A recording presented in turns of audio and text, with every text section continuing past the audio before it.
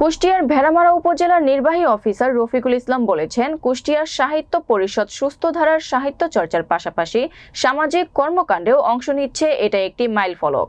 আমি মনে করি কুষ্টিয়ার সাহিত্য পরিষদের পাশাপাশি সমাজের সকল বিত্তবানদের শীতার্ত মানুষের সেবায় এগিয়ে আসা উচিত। তিনি কুষ্টিয়ার সাহিত্য পরিষদ আয়োজিত দুস্থ ও শীতার্ত মানুষের মাঝে কম্বল বিতরণ অনুষ্ঠানে প্রধান অতিথি হিসেবে উপস্থিত থেকে এসব কথা বলেন। ভেড়ামারা প্রতিনিধি সাইফুল ইসলামের প্রতিবেদনে বিস্তারিত।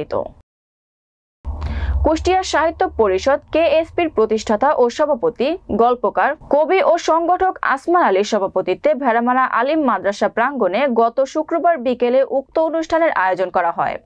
বিশেষ অতিথি হিসেবে উপস্থিত ছিলেন জনতা ব্যাংকের সাবেক ডিজিএম, কবি ও লেখক একেএম বজলুর রশিদ রাসু, ভেড়ামারা আলিম মাদ্রাসার অধ্যক্ষ মাওলানা মোহাম্মদ রবিউল ইসলাম, ভেড়ামারা মফস্বল সাংবাদিক ফোরামের সাধারণ সম্পাদক ও বিজেএম ডিগ্রি কলেজের প্রভাষক মোহাম্মদ সাইফুল ইসলাম, সাপ্তাহিক সীমান্ত কথা পত্রিকার প্রকাশক সম্পাদক হেলাল মজুমদার, সাপ্তাহিক কুষ্টিয়ার মুখ পত্রিকার ভারপ্রাপ্ত সম্পাদক শাহজামাল, কুষ্টিয়া সাহিত্য পরিষদের প্রতিষ্ঠাতা সদস্য ও বিশিষ্ট আবৃত্তিকার বিদ্রোহী মোস্তফা ও আব্দুর রহমান সোহাগ, সাংবাদিক আবু ওবাইদা আল মাহাদি এবং কবি ও সাংবাদিক জাহিদ হাসানের যৌথ উপস্থাপনায় আরও উপস্থিত ছিলেন মীর শওকত আজিজ মিঠু, কবি ও সাংবাদিক মাসুদ রানা, কবি ডাক্তার মাহমুদুল্লাহ সোহেল, সাংবাদিক নবীন সামজিদা ইসলাম নৈশী, মোহাম্মদ রফিকুল ইসলাম, মোহাম্মদ সাইফুল ইসলাম প্রমুখ।